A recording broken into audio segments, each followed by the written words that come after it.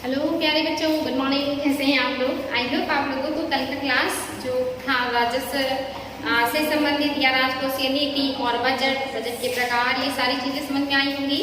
उसी के क्रम में हम जो बचे हुए पॉइंट हैं वो भी देखेंगे, जो बहुत इंपॉर्टेंट है, एग्जाम में बार बार आते हैं, तो इसको भी हम देख लेंगे। तो चलिए बच्चों, देखते हैं आज के बचे हुए पॉइंट्स को। और आज जो आपका हेडिंग है भारत सरकार की निधियां, यानी कि जो भारत सरकार है उसके पास कौन कौन सी निधियां हैं जो इम्पोर्टेंट है, जिसका सरकार उपयोग करती है, किस तरह से उपयोग करती है, चलिए देखते हैं बच्चों। और आज जो है आपका भारत सरकार की निधियां ये 3 प्रकार की है। एक है संचित निधि, एक है लोक लेखा निधि, और जो आपका तीसरा है ये है आकस्मिक निधि। तो ये सारी चीजें आप क्वालिटी में भी पढ़ेंगे, लेकिन चूंकि ये पैसे से संबंधित है, वित्त से संबंधित है, इसीलिए आपके इकोनॉमिक में भी आता है और कभी कभी ये इकोनॉमी में भी क्वेश्चन बनते हैं, तो इसलिए हमें इन्हें देखना है। तो चलिए देखते हैं कि क्या है ये संचित निधि। अनुच्छेद 266 फर्स्ट, ये याद रखेंगे, अनुच्छेद 266 फर्स्ट में भारत की संचित निधि का प्रावधान किया गया है। केंद्र सरकार की सभी राजस्व प्राप्तियां जैसे ट्रेजरी बिल्स, यानी कि जितनी भी प्राप्तियां हैं सरकार की, केंद्र सरकार की, वो सारी राजस्व प्राप्तियां किसमें जाती हैं? भारत की संचित निधि में जाती हैं। जैसे कौन सी है? ट्रेजरी बिल्स है सभी प्राप्तियों में। इसके अलावा ट्रेजरी बिल्स है जो सरकार के द्वारा जारी किया जाता है। ट्रेजरी बिल्स क्या होता है मैंने बताया आप लोगों को, सरकारी प्रतिभूतियां, यानी कि जब भी गवर्नमेंट को पैसे की जरूरत होती है तो वो सरकारी प्रतिभूतियां जो है जारी करती है, जिसको आरबीआई खरीदता है, या दूसरे वाणिज्यिक जो बैंक हैं वो अपने यहाँ एसएलआर के रूप में रखते हैं और सरकार को पैसे देते हैं। इससे सरकार को पैसे मिलते हैं और वो पैसे कहाँ जाते हैं? संचित निधि में जाते हैं, जिसका उपयोग सरकार जो है हमारे देश में अलग अलग क्षेत्रों में विकास के लिए करती है। तो इसमें ट्रेजरी बिल्स भी आएंगे और जितनी और राजस्व प्राप्तियां वो भी आएंगी। साथ ही आप देखेंगे इसमें जितने भी जो है सरकार के जो ऋण प्राप्त होते हैं वो, और दूसरे जो ऋण है अदायगी के माध्यम से सरकार के प्राप्त धन जैसे जमा किए जाते हैं। यानी कि इसमें क्या क्या है?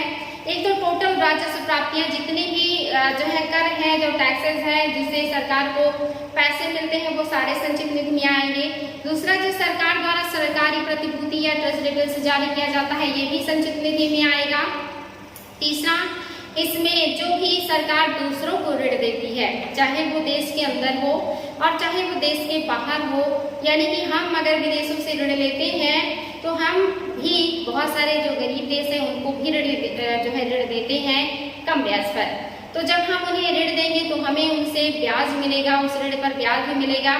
या फिर अपने देश के अंदर भी हम किसी को ऋण देते हैं या कोई गवर्नमेंट से ऋण लेता है तो गवर्नमेंट को उस पर ब्याज मिलता है, तो उससे भी जो प्राप्तियां होती हैं वो कहाँ जाएंगे? वो संचित निधि में जाती हैं। और ये 266 फर्स्ट में इसका उल्लेख है, अनुच्छेद 266 फर्स्ट याद रखेंगे आप लोग। ये जो है संचित निधि से संबंधित है। ये संचित निधि जो है ये क्या होता है कि यहाँ से जो जमा हो जाता है उसको प्राप्त करने के लिए सरकार को संसद की अनुमति की जरूरत होती है। यानी कि संसद द्वारा पारित कौन कौन से चीजें होंगी? विनियोग अधिनियम या अनुपूरक अनुदान संबंधित अधिनियम के बाद ही इस निधि से निकासी की जा सकती है। यानी कि ऐसा नहीं है कि पैसे जो आ रहे हैं गवर्नमेंट के पास राजस्व के द्वारा, ट्रेजरी बिल्स के द्वारा, कर अदायगी के द्वारा, कर ले करके, ये सब जो सरकार है जैसे चाहे खर्चा कर सकती है, जब चाहे जितना चाहे निकाल सकती है, ऐसा नहीं है। इन सारे जो है निधियों का या इस निधि से पैसा अगर गवर्नमेंट को निकालना होगा तो उसको बकायदा संसद से परमिशन लेना होगा, और संसद से परमिशन लेने के लिए उसे क्या करना होगा? विनियोग अधिनियम और इसके अलावा अनुपूरक अनुदान जैसे अधिनियम को लाना होगा। और जब वो संसद में पारित हो जाएगा तो गवर्नमेंट वहां से पैसे निकाल सकती है, यानी कि संचित निधि से उसे पैसे निकालने की अनुमति लेनी होगी, उसके बाद वो निकाल सकता है जब वो पास हो जाएगा। तो ये है आपकी संचित निधि जिसके द्वारा गवर्नमेंट काम करती है। आगे है आपका लोक लेखा निधि, इसको पब्लिक अकाउंट फंड भी कहते हैं और इसको कहते हैं कंसोलिडेटेड फंड। जो पब्लिक अकाउंट फंड है ये कहाँ है? ये अनुच्छेद 266 में है, ये आपका 266 फर्स्ट में है, और ये आपका जो लोक लेखा निधि है ये 266 के तहत है। इसका प्रावधान किया गया है। संचित निधि से भिन्न सभी सार्वजनिक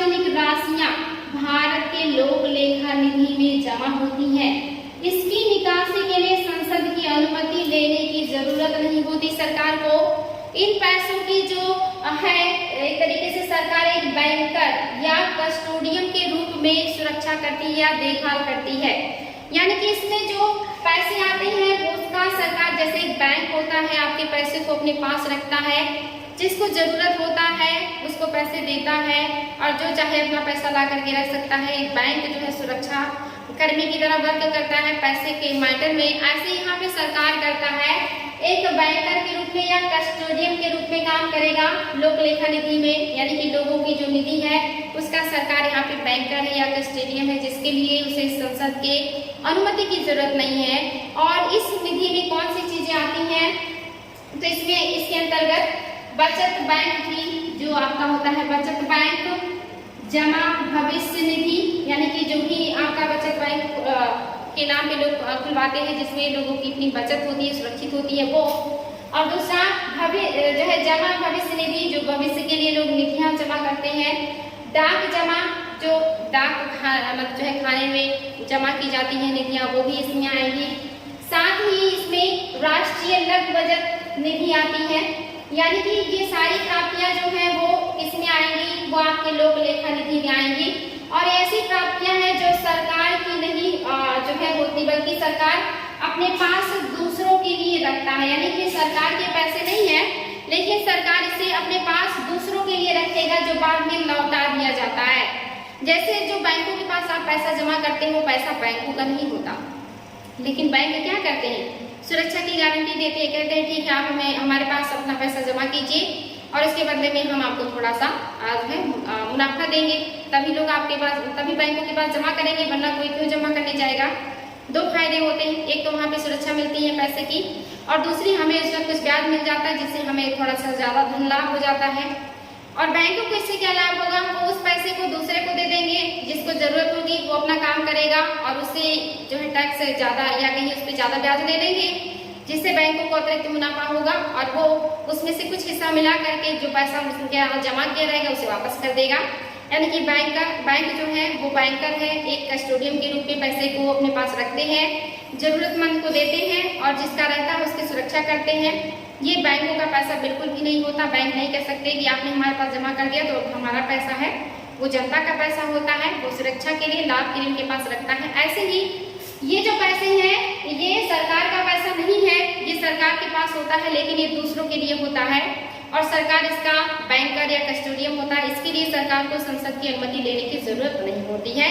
ये है आपका लोक लेखा निधि अनुच्छेद 266। साथ ही आपका है आकस्मिक निधि। आकस्मिक निधि ये कहाँ है, 267 में है। ये बहुत ही आसान है बच्चों, आप देखेंगे क्रम में है 266 फर्स्ट, 266 सेकेंड और ये आपका 267 के तहत आकस्मिक निधि की बात की जाती है। यानी कि जब भी जो सरकार है उसको आकस्मिक या अचानक किसी पैसे की जरूरत पड़ जाए, जैसे आपके घर में क्या होता है कि पैसे जो है वो ज्यादातर मम्मी रखती हैं और उनके पास जो है पैसे रखने का या जब जरूरत होती है तो वो देती है, जब भी पापा कहते हैं या कोई भी। तो मान लीजिए अचानक से आपको मतलब जो है स्कूल में कुछ ऐसी जरूरत पड़ गई कि आपको पैसे की जरूरत है, ऐसे में आप जो है मम्मी घर पे उपलब्ध नहीं है तो आप घर के दूसरे मेंबर से रिक्वेस्ट करेंगे कि मम्मी जहाँ रखी है पैसा वहाँ से हमें थोड़ा पैसा दे दीजिए क्योंकि हमें भी जरूरत है, क्योंकि मम्मी तो अभी है नहीं या मम्मी का परमिशन अभी मिल नहीं सकता, तो चूंकि इमरजेंसी है तो आप हमें थोड़ा सा पैसा वहाँ से निकाल के दे दीजिए, हम अपना काम चलाएं और जब पैसा मिलेगा तो हम वापस वहाँ पे रख देंगे या मम्मी को वापस कर देंगे इस टाइप से, या घर का दूसरा कोई मेंबर वहाँ से पैसे किसी और के माध्यम से ले ले। कुछ इसी तरह का होता है, जो गवर्नमेंट के पास पैसे होते हैं उसमें से जब गवर्नमेंट को आकस्मिक जरूरत पड़ती है तो वो उसे निकालने के लिए उसे संसद की अनुमति की जरूरत होती है।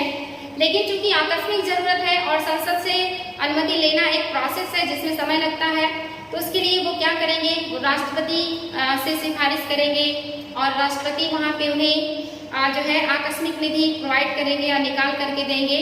और बाद में जब अनुमति संसद की मिल जाती है या ये जो प्राधिकार है ये पूरा हो जाता है या जो गवर्नमेंट का काम है वो पूरा हो जाता है, तो वापस वो संचित निधि से उतना पैसा निकाल करके आकस्मिक निधि में फिर जमा कर देते हैं, क्योंकि जो आकस्मिक निधि होता है ये आकस्मिक कार्यों के लिए होता है, लेकिन उसे निकालने के लिए भी संसद के अनुमति की जरूरत होती है।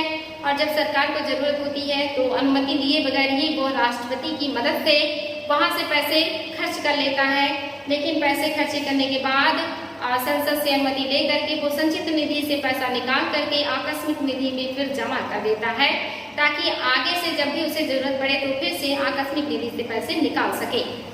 वही सारी चीजें मैंने यहाँ लिखा है।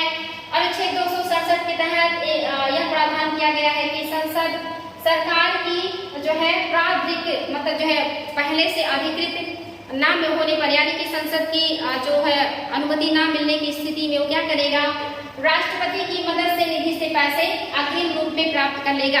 अग्रिम रूप में होता है कि जैसे हमें पैसे की जरूरत है तो हमें पहले से ही पैसा दे दीजिए, और जब हमारे पास पैसा आएगा तो हम आपको पैसा टाइम से लौटा देंगे। इसको अग्रिम मनी कहते हैं।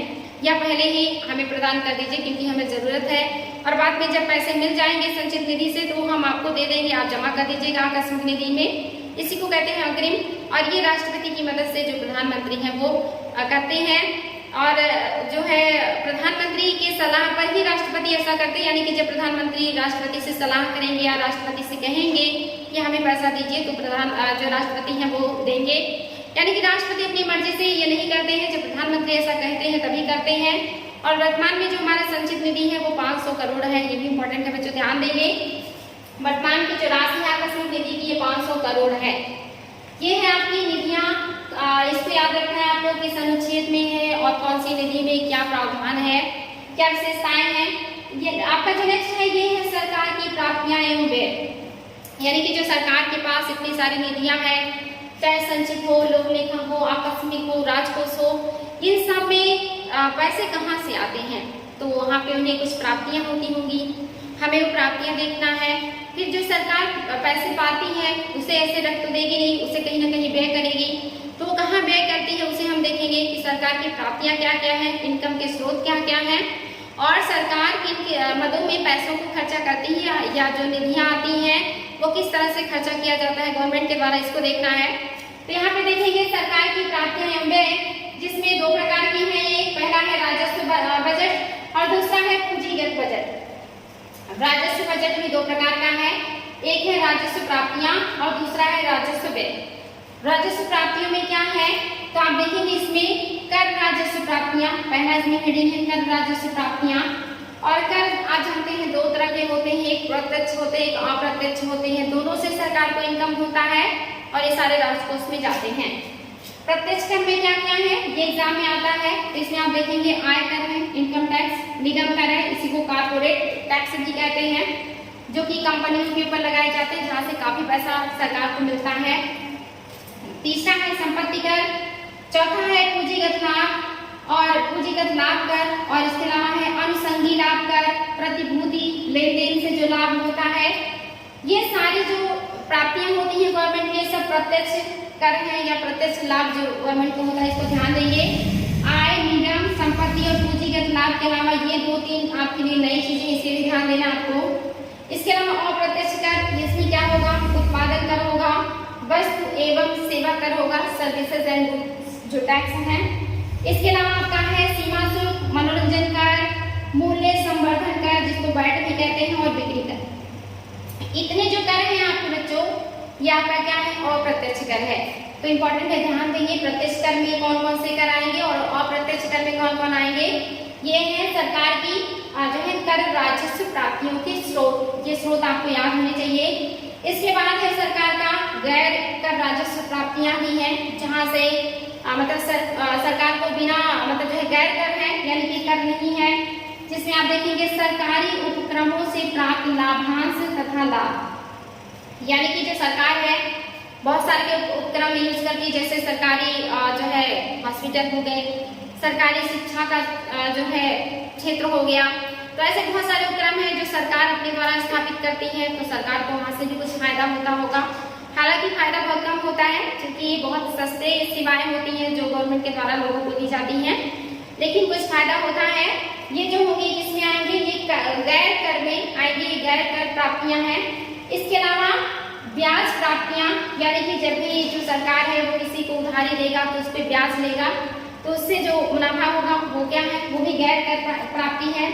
इसके अलावा शुल्क, अर्थदंड, यानी कि किसी के ऊपर अगर वो गलत काम करता है या नियम कानून के विरुद्ध जाता है तो उसके ऊपर शुल्क लगाया जाता है। जैसे कर अदा करने में अगर टाइम लगाता है कोई तो भी शुल्क लगाए जाते हैं, या वो कुछ धोखाधड़ी करता है तो उसके ऊपर अर्थदंड लगाया जाता है। तो ये जो प्राप्तियां होती है ये भी राजकोष में जाता है। साथ ही आपका करेंसी छपाई, यानी कि जब पैसा बहुत ज्यादा मार्केट में कम होने लगता है, जो पुरानी मुद्राएं हैं बहुत पुरानी होकर के डिस्ट्रॉय होने लगती है, तो मुद्रा की कमी हो जाती है, तो गवर्नमेंट क्या करती है, नए पैसे छापने के लिए आरबीआई से कहती है। और ये जो होता है क्या है, गैर कर प्राप्तियां हैं गवर्नमेंट की। इसके अलावा टकसाल से प्राप्त आय, और इसके अलावा आप देखेंगे कि अन्य विविध स्रोतों से, मतलब इसके अलावा भी बहुत सारे छोटे मोटे स्रोत होते हैं जहां से गवर्नमेंट को जो है मुनाफा होता है या फायदा होता है। नेक्स्ट है आपका राजस्व व्यय। ये तो प्राप्तियां हैं राजस्व, और ये व्यय है। व्यय में क्या है, ब्याज भुगतान।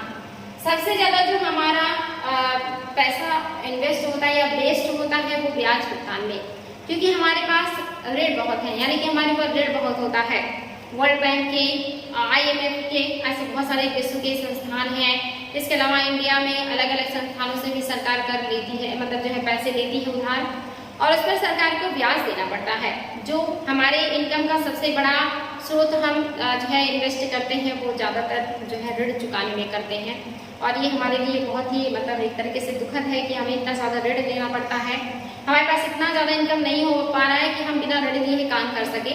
हालांकि इसमें भी राजनीति होती है, बहुत सारे देश जो है इस तरह का ज़्यादा ऋण लेते हैं ताकि जो वर्ल्ड बैंक है, IMF है, उन्हें लगे कि नहीं अभी भी यहाँ बहुत ज़्यादा गरीबी है और उन्हें जो है फायदा मिले, ऐसी भी राजनीति करते हैं। लेकिन ऐसी राजनीति ज़्यादातर जो बड़े देश है या जो कहीं की विकसित और जो है ज़्यादा समझदार देश है वो इस तरह का काम करते हैं।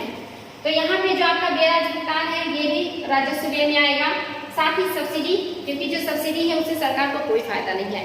वो सरकार के बजट का एक बहुत बड़ा हिस्सा जो है अलग अलग मद में सब्सिडी देने में चला जाता है, चाहे वो किसानों के लिए हो या आम जनता के लिए हो, जिससे सरकार का कोई फायदा नहीं है, क्योंकि वो पैसे कंपनियों को या ऐसे लोगों को देने पड़ते हैं जो उत्पादन का काम करते हैं। तो इसमें भी बहुत बड़ा हिस्सा व्यय होता है। और तीसरा है रक्षा व्यय। आपको पता है रक्षा व्यय से भी हमें कोई फायदा नहीं है, लेकिन दुर्भाग्य से हमें बहुत ज्यादा रक्षा व्यय पे खर्चा करना होता है। खास करके आप देखेंगे कि विश्व से सबसे ज्यादा हथियार जो आयात करने वाला देश है, उन देशों की श्रेणी में इंडिया दूसरे नंबर पे मोस्टली बना रहता है। यानी कि एक बहुत बड़ा अमाउंट हम दूसरे देशों से हथियार आयात करने में करते हैं, और ऐसे ही बहुत सारा पैसा हम अपने देश में बनाने में भी लगाते हैं, जिसका कोई मतलब नहीं है। कभी कभी हमारे लिए वो घातक भी सिद्ध हो सकते हैं। तो ये भी क्या है, अपने आप में बहुत बड़ा खर्चा है जो हम करते हैं रक्षा व्यय पर। अगर इस तरह की प्रॉब्लम्स ना होती या कोई खतरा ना होता लड़ाई झगड़े का, तो एक बहुत बड़ा अमाउंट हम रक्षा व्यय पे बेवजह लगाने के बजाय अपने विकास में, डेवलपमेंट में लगाते। लेकिन एक अजीब सा माहौल बना रहता है हमेशा पूरे विश्व में अशांति का या एक डर का, जिसकी वजह से लोग अपने यहाँ अलग अलग तरह के हथियार और इस तरह की चीज़ें भी बनाते रहते हैं, जो हालांकि ठीक नहीं है। आगे चल करके इसके लिए हमें बहुत ज़्यादा दुष्परिणाम ये देखने पड़ेंगे। लेकिन यह है, इसे हमें पढ़ना है कि रक्षा व्यय भी राजस्व व्यय है। साथ ही राज्य का अनुदान, यानी कि जो केंद्र को पैसे मिलते हैं उसका एक बड़ा हिस्सा उसे अलग अलग राज्यों को अनुदान के रूप में देना पड़ता है, जिसमें आप देखते हैं बीमारू राज्य, फिर कुछ राज्य ऐसे हैं जो डेवलप है, लेकिन कुछ राज्य हैं जो पहाड़ी है, तो उन राज्यों को भी सरकार अलग से मदद करती है। आप देखते हैं कि जो पहाड़ी राज्य है, पूर्वोत्तर के राज्य हैं, यहाँ पे जितनी भी योजनाएं चलती हैं गवर्नमेंट जो केंद्र की है वो 90% का योगदान देती है उसमें। और ऐसे बहुत सारे राज्य हैं जो आज भी बहुत गरीब हैं, जैसे उड़ीसा है, मध्य प्रदेश के कुछ ऐसे क्षेत्र हैं, आपका झारखंड का कुछ ऐसा क्षेत्र है जहाँ आज भी कुपोषण और गरीबी, अशिक्षा, भुखमरी ऐसी चीज़ें बहुत ज़्यादा है। तो ऐसे राज्यों को जो सरकार है बहुत ज़्यादा अनुदान देती है, या सभी राज्यों को कुछ न कुछ वो मदद करती है। एक अपने बजट का एक हिस्सा ही जो है राज्यों को मदद करने के लिए जाता है, तो ये भी राजस्व व्यय का एक हिस्सा है। साथ ही आप देखेंगे सामान्य सेवाओं जैसे पुलिस प्रशासन आदि पर व्यय, यानी कि जो सरकार है ऐसी बहुत सारी सामान्य सेवाएं भी जनता को उपलब्ध कराती है, जिसमें से एक पुलिस भी उदाहरण है, जो क्या है गवर्नमेंट जो है देती है, और ये सारे जो खर्चे हैं वो गवर्नमेंट के कोष से जाते हैं, या केंद्र के द्वारा बहुत सारे जो है पुलिस या ऐसे सैनिकों का जो है नियुक्ति किया जाता है, जो सुरक्षा का या कानून को सुचारू रूप से चलाने के लिए कार्य करते हैं, जिसमें सरकार को एक बड़ा अमाउंट खर्चा करना पड़ता है। तो ये सारी क्या है बच्चों, आपकी राजस्व व्यय है जो सरकार अलग अलग क्षेत्र में करता है, जिससे आप परिचित भी हैं। नेक्स्ट है आपका पूंजी प्राप्तियां, ये तो आपका राजस्व प्राप्तियां थी कि कर के रूप में और गैर कर के रूप में सरकार को कहाँ से फायदा मिलता है। ये है आपकी पूंजी प्राप्तियां। पूंजी प्राप्तियां में और क्या क्या है, तो यहाँ पे देखेंगे पूंजी प्राप्ति में आंतरिक बाजार उधारी, यानी कि आंतरिक बाजार से जो हम उधारी लेते हैं वो पूंजी प्राप्ति में आता है। साथ ही विदेशी ऋण एवं सहायता, हमें विदेशी जो बैंक है, जो विदेशी संस्थाएं हैं, हम उनसे ऋण भी लेते हैं और कभी कभी हमें उनसे सहायता भी मिलता है। जैसे आप जानते हैं कि जो यूनेस्को है ये पुराने जितनी भी इमारतें उनको संरक्षण देता है, उनकी मरम्मत के लिए पैसा देता है जो कि फ्री का होता है। या जो वर्ल्ड बैंक है, IMF है, ये कभी कभी सरकार को कुपोषण से लड़ने के लिए, शिक्षा का विकास करने के लिए, गरीबी को दूर करने के लिए, इस सभी के जो है चीज़ों को डेवलप करने के लिए पैसे देती है, जिससे जो भूखमरी है वो खत्म हो, लोग शिक्षित हो। तो ऐसे, या पोलियो को खत्म करना था तो भी वहाँ पे जो है सरकार को मदद मिल रहा था। तो ऐसी बहुत सारी सहायतें भी, मतलब जो सहायता भी मिलता है हमारी सरकार को, सहायता के रूप में धन मिलता है। और जब उसका धन जो दिया जाता है वो सही रूप से सरकार उपयोग नहीं करती तो जो विश्व आर्थिक मंच है वो फटकार भी लगाता है और कहता है कि हम आगे से आपकी ऐसी मदद नहीं करेंगे। और अगर उसका सही उपयोग किया जाता है तो फिर से वो आगे और मदद करने का प्रयास करते हैं। तो एक तो वो ऐसे ही देते हैं मदद के लिए, और दूसरा हम अपनी जरूरतों के लिए भी उनके पास जाते हैं। जो देश विकासशील हैं लेकिन वो व्यापार घाटे में है, वो IMF के पास जाते हैं। और जिन्हें अपने देश में कोई नई योजना लागू करनी है, विकास और डेवलपमेंट करना है, वो उधार मांगने के लिए वर्ल्ड बैंक के पास जाते हैं। तो हमारे पास जो पूंजीगत प्राप्तियां हैं उसमें विदेशी ऋण भी है जो हम विदेशों से लेते हैं, और साथ ही सहायता भी है जो विदेशी संस्थाएं या विदेशी लोग हमें मदद करते हैं। इसके अलावा ऋण वसूली, यानी कि जो हम दूसरों को ऋण देते हैं और उसको वसूल करते हैं तो उससे भी हमें प्राप्त होता है। ऋण वसूली से पूंजी प्राप्ति होती है। साथ ही विनिवेश, विनिवेश अभी बहुत ज्यादा चर्चा में था, मैंने आपको पढ़ाया भी है कि विनिवेश कितने प्रकार का होता है, सांकेतिक विनिवेश क्या है, रणनीतिक विनिवेश क्या है।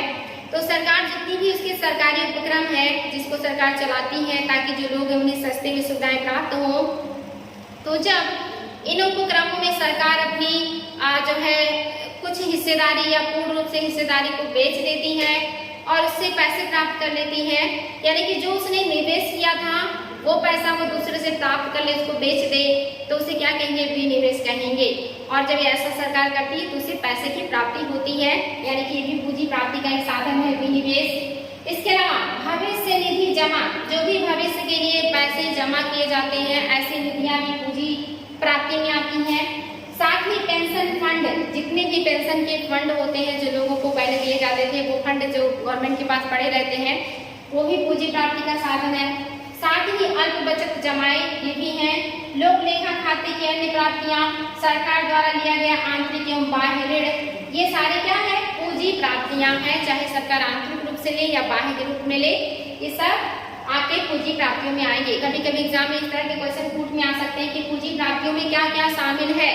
तो ऑप्शन में ये सारे ऑप्शन होंगे और इनमें से कोई ऑप्शन या तो आप देखेंगे इनमें से उठा करके दे दिया जाएगा, जिससे आपको कंफ्यूजन हो। तो आपको पता होना चाहिए कि राजस्व प्राप्तियों में क्या क्या आता है और पूंजी प्राप्तियों में क्या क्या आता है, राजस्व व्यय में क्या क्या आता है और पूंजी व्यय में क्या आता है। ये कूट में क्वेश्चन अब बनने लगेंगे, तो इसलिए ध्यान देंगे बच्चों कि राजस्व, पूंजी प्राप्तियां और पूंजी व्यय। पूंजी व्यय में क्या है, ऋण भुगतान, यहाँ पर भी देख रहे हैं आप, ऋण भुगतान को बहुत ज्यादा वरीयता दिया गया है कि जब भी सरकार जो है ऋणों का भुगतान करती है, यानी कि किसी से ऋण लेगी तो कभी उसे देना भी पड़ेगा वापस। तो अगर लेगी तो उसे प्राप्ति हुई पूंजी की, लेकिन जब उसे वापस भुगतान करेगी तो पूंजी का व्यय होगा, तो ये पूंजी व्यय में आएगा। निवेश, यानी कि जब वो विनिवेश करेगी तो उसके पास पैसा आएगा, पूंजी की प्राप्ति होगी। लेकिन जब वो निवेश करेगा यानी कि कहीं इन्वेस्ट करेगा तो क्या होगा, पूंजी का व्यय होगा। तो कभी कभी आप इसका अपोजिट करके भी देख सकते हैं, यानी कि अगर वो आंतरिक बाजार से उधारी ले रही है तो पूंजी की प्राप्ति हो रही है, उधारी दे रही है तो पूंजी का व्यय है। अगर वो विदेशों से ऋण और सहायता प्राप्त कर रही है तो पूंजी प्राप्ति है, और अगर वो ऋण दे रही है और सहायता दे रही है तो पूंजी व्यय है। अगर वो क्या कर रहा है, ऋण वसूली कर रहा है तो पूंजी प्राप्ति है, और ऋण की मतलब जो है वितरण कर रहा है या भुगतान कर रहा है तो क्या हो गया, ये जो है व्यय आपका हो जाएगा, पूंजी व्यय हो जाएगा।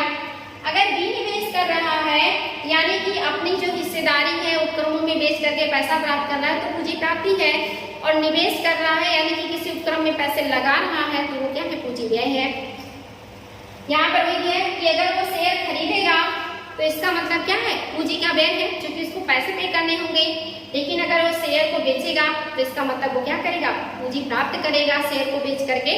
तो अगर वो खरीदता है तो इसका मतलब क्या, पैसे दे रहा है तो व्यय है, लेकिन अगर वो बेच रहा है तो पूंजी प्राप्ति है। तो इसका आप अपोजिट बहुत आसानी से निकाल सकते हैं।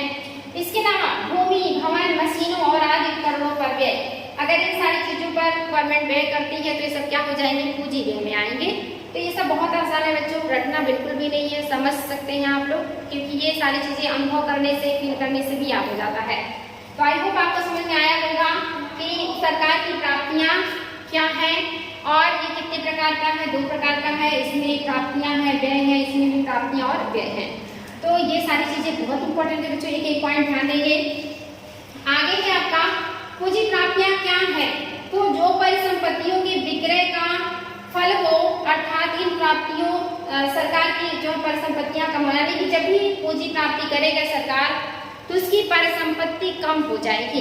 कैसे, यानी कि अगर सरकार को पैसे प्राप्त करने हैं तो विनिवेश करेगा तो सरकार के जितने भी संस्थान है या उपक्रम है वो उसके हाथ से निकल जाएंगे। तो पूंजी तो आ रही है लेकिन परिसंपत्तियां जा रही हैं, वो अपने ऋण पत्रों को बेचेगा, पैसे तो आ रहे हैं लेकिन उसके जो ऋण पत्र हैं वो तो जा रहे हैं। तो सरकार के पास परिसंपत्तियां कम हो जाएंगी लेकिन उसके पास पैसे अधिक हो जाएंगे। यही है पूंजी प्राप्तियां। यहाँ पे आप देख रहे हैं जिसके कारण सरकार की देयता में वृद्धि होगी लेकिन जो उसका अपना परिसंपत्ति है वो खत्म हो जाता है पूंजी प्राप्ति में, या जो आपका राजस्व या पूंजी प्राप्तियां है। इसके अलावा मैंने ये सारी चीजें बताई थी आपको कि 1920-30 के दौरान ही जो रेलवे अर्थशास्त्री थे एक्वर्थ ने, एक्वर्थ महोदय जो है इन्हीं की अध्यक्षता में कमेटी बनाई गई थी 10 सदस्यीय, जिसके सिफारिश पर 1924 में रेल बजट और आम बजट को अलग किया गया था और 2017-18 में से फिर से ज्वाइन कर दिया गया है। अब जो बजट है वो 1 फरवरी को पेश किया जाएगा और अब दोनों साथ साथ पेश किए जाएंगे। तो आई होप जो आपको आज का क्लास समझ में आया होगा। अभी बहुत सारे इंपॉर्टेंट पॉइंट है जो आप लोगों को जानना है राजकोषीय नीति के बारे में। आगे और भी क्लासेस आप लोगों को मिलते रहेंगे, हम पूरा प्रयास करेंगे कि आपको हर पॉइंट मिले, जितने भी एग्जाम में क्वेश्चन आते हैं वो सब आप लोगों को यहाँ से सॉल्व करने में सहायता हो। 60% प्लस क्वेश्चन आपको हमारे क्लास से मिले, हमारा पूरा प्रयास रहेगा। आज के लिए इतना ही, फिर मिलते हैं नए क्लास में नए टॉपिक के साथ। Thank you.